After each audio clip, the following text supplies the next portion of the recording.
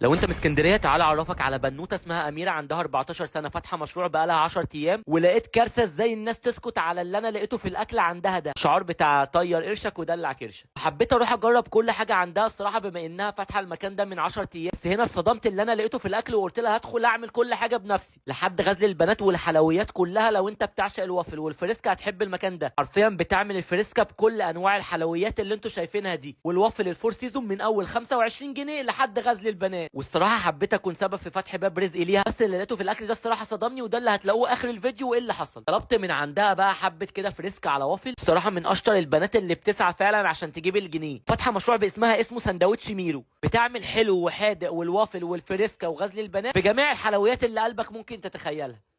وبما ان شعارها طير قرشك ودلع كرشك فحبيت ادخل عليها على طول انا واصحابي، لان المكان الصراحه كان شكله يفتح النفس، بس قلت لا مش المكان بس، ده لازم الطعم والحاجات كمان اللي جوه المكان، وبتعمل كمان غزل البنات